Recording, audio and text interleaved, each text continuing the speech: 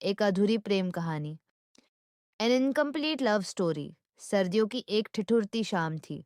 सूरज ढल चुका था और हल्की हल्की ठंडी हवा चल रही थी। शहर के एक कोने में बने पुराने कॉफी हाउस में वह बैठी थी।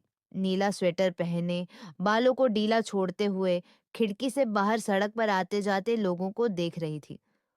उसकी आंखों में एक इंतजार था, और यह इंतजार था राहुल का। नेहा और राहुल की कहानी कॉलेज के दिनों से शुरू हुई थी।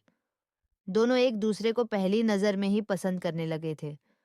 उनकी दोस्ती प्यार में बदली और वे साथ में अपने भविष्य के सपने बुनने लगे। मगर किस्मत को शायद यह मंजूर नहीं था। कॉलेज के बाद राहुल को अपने करियर के लिए विदेश जाना पड़ा। उसने वादा किया था कि वह जल्द लौटेगा और दोनों शादी करेंगे। नेहा ने भी उसकी बात पर भरोसा किया और हर दिन उसकी वापसी का इंतजार करने लगी। मगर वक्त बीतता गया। दिन महीनों में और फिर सालों में बदल गए, लेकिन राहुल का कोई खत ना आया, न कोई फोन। धीरे धीरे नेहा समझ गई कि शायद राहुल अब लौट कर नहीं आएगा, लेकिन उसके दिल का एक हिस्सा अब भी उम्मीद में था।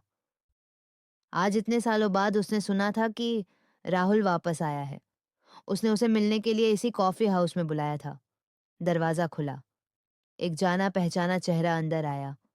राहुल, लेकिन अब पहले जैसा नहीं। उसकी आंखों में वह चमक नहीं थी, और उसके साथ कोई और थी, उसकी पत्नी। नेहा की आंखें नम हो गईं, मगर उसने खुद को संभाला।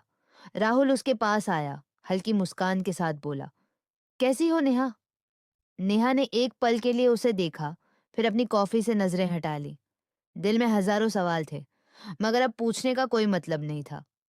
उसने सिर्फ मुस्कुराकर कहा, मैं ठीक हूं, और तुम?